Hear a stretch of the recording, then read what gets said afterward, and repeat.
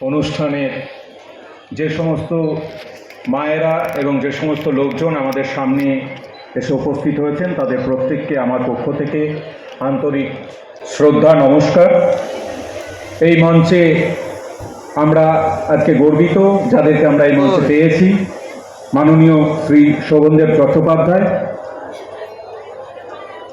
আমাদের দপ্তরের মন্ত্রী এবং এই মেলার অন্যতম কারিগর এবং একই সঙ্গে এই মেলার উদ্বোধক শ্রীমতী বীরবাহা হাসদা।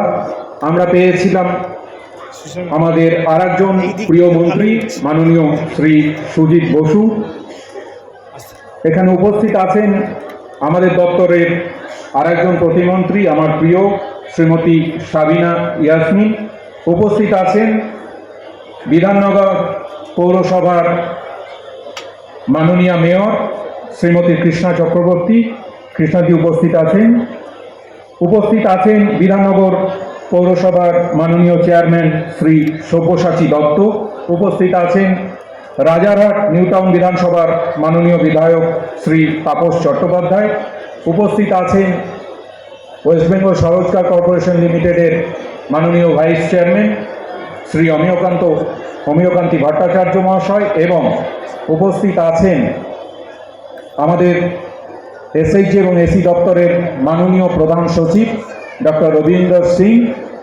উপস্থিত আছেন WBSL এর মাননীয় এমডি শ্রীমতী সুজাতা ঘোষ মহাশয় সহ আরও যে সমস্ত আধিকারিক আছেন তাদের প্রত্যেককে আমার পক্ষ থেকে আন্তরিক শ্রদ্ধা নমস্কার। প্রারম্ভিক বক্তৃতায় প্রধান সচিব বলেছেন এবং তারপরে শোভনদেব দা এবং সুজিত দা দুজনেই আপনাদের সামনে বক্তব্য উপস্থাপিত করেছেন। আমি খুব স্বল্প সময়ের মধ্যে দিয়ে এই যে মেলা তার উদ্দেশ্য নিয়ে বলবো। আমাদের দপ্তরের কাজকর্ম নিয়ে প্রধান সচিব মহাশয় অলরেডি বলেছেন। এই মেলার গুরুত্ব হচ্ছে মহিলাদের যে স্বনির্ভর করা কেন প্রয়োজনীয়।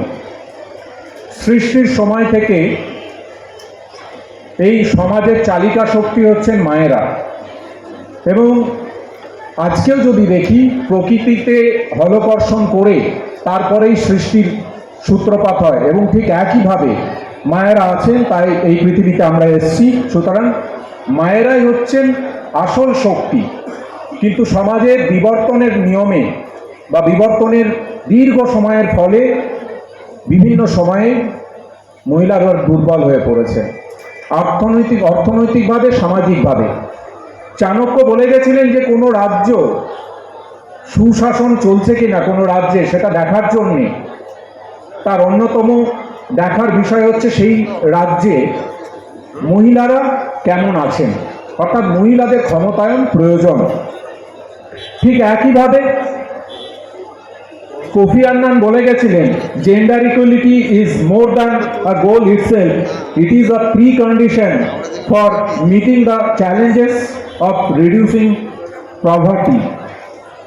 এই যে গরিব দুঃখী এরকম একটা ব্যাপার মহিলাদের সম্পর্কে তুলে ধরা হয়, তার বিরুদ্ধে সারা পৃথিবীতে কাজ করছে। এবং আমি কর্মসূত্রে পৃথিবীর বিভিন্ন দেশ ঘুরেছি, উন্নত দেশগুলো ঘুরেছি। সমস্ত উন্নত দেশে মহিলাদের স্থান এগিয়ে আছে। এই কথাটা যিনি বুঝেছেন তিনি বাংলার মুখ্যমন্ত্রী মাননীয়া মমতা বন্দ্যোপাধ্যায়। যে কারণে আজকে তার নেতৃত্বে আমাদের যে সরকার চলছে, পশ্চিমবাংলা সেলফ হেল্প গ্রুপের সংখ্যায় 1 নম্বরে দেশের। 1,12,00,000 মহিলা সদস্য আছেন এই সেলফ হেল্প গ্রুপে। এছাড়াও মিডিয়াম এবং স্মল স্কেল ইন্ডাস্ট্রি মহিলা এন্টারপ্রেনার অর্থাৎ যারা মহিলা উদ্যোগপতি তাদের সংখ্যায় ভারতবর্ষে পশ্চিমবাংলা 1 নম্বরে। লক্ষ্মীর ভাণ্ডার প্রকল্প নিয়ে সুজিতদা এবং শোভনদেবদা বলেছেন কেন এগুলো গুরুত্বপূর্ণ। কারণ একটা সমাজে কেউ ক্ষমতাশালী কিভাবে প্রমাণ হয়, একটা সমাজে ক্ষমতাশালী প্রমাণ হয় যে তার হাতে কতটা অর্থ আছে। ঠিক সেই কথাটা মাননীয় মুখ্যমন্ত্রী মমতা বন্দ্যোপাধ্যায় উপলব্ধি করেছেন এবং পশ্চিমবাংলার ক্ষেত্রে কাজে লাগিয়েছেন। তিনি বাড়িতে বাড়িতে বিকল্প অর্থনীতির জন্ম দিয়েছেন। এই যে মহিলা স্বনির্ভর গোষ্ঠী আছেন তাদের সদস্যরা আছেন তাদেরকে কি করি আমরা প্রথমে ট্রেনিং দিই, অর্থাৎ তারা যে জিনিসপত্র তৈরি করবেন সেটা ট্রেনিং দেওয়া হয়। তারপরে সেই জিনিসগুলো লোনের মাধ্যমে যাতে তারা তৈরি করতে পারেন সেইটার ব্যবস্থা করে দেওয়া হয় সরকারের পক্ষ থেকে, এবং সর্বশেষ সেই জিনিসগুলোকে বিক্রি করার ব্যবস্থা করে দেওয়া হয়। সেই বিক্রি করার যে জায়গাগুলো তার মধ্যে বিভিন্ন মেলা আছে। কিছুদিন আগেই সরস মেলা হয়ে গেল, আজকে থেকে শুরু হচ্ছে রাজ্য সবলা মেলা। সুতরাং সবলা মেলার অন্যতম গুরুত্বপূর্ণ বিষয় হচ্ছে মহিলাদের হাতে বিকল্প অর্থনীতি তৈরি করা। এবং শোভনদেবদা আরও একটা কথা বলেছেন যে এই যে বিকল্প অর্থনীতি, ছোট ছোট পুঁজি বিভিন্ন রকমের হয়, একটা বৃহৎ পুঁজি অর্থাৎ বড় বড় কলকারখানা, মাঝারি পুঁজি মানে মাঝারি সাইজের কলকারখানা, এবং ক্ষুদ্র পুঁজি যেটা বাড়িতে বাড়িতে তৈরি হয়। সেই ক্ষুদ্র পুঁজি থেকে যে অর্থনীতির রোটেশনটা হয়, সেই রোটেশন থেকে সামগ্রিকভাবে রাজ্যের অর্থনৈতিক অবস্থার উন্নতি হয় এবং সমাজের উন্নতি হয়। ঠিক সেই জায়গাটাতেই পশ্চিমবঙ্গ বাকি রাজ্যদের থেকে অনন্য এবং আলাদা, এবং তার পুরো কৃতিত্ব আমাদের সরকারের মাননীয় মুখ্যমন্ত্রী মমতা বন্দ্যোপাধ্যায়। উনি এই সবাই নেই, কিন্তু ওনাকেও আমি দূর থেকে সশ্রদ্ধ প্রণাম জানাই যে তার নেতৃত্বে আমরা আজকে এই জায়গায় এসে পৌঁছাতে পেরেছি। বিভিন্ন বক্তা আছেন, আমি বক্তব্য দীর্ঘায়িত করব না। গত বছর আমাদের এই সবলা মেলা থেকে বিক্রি হয়েছিল 2,61,00,000 টাকা।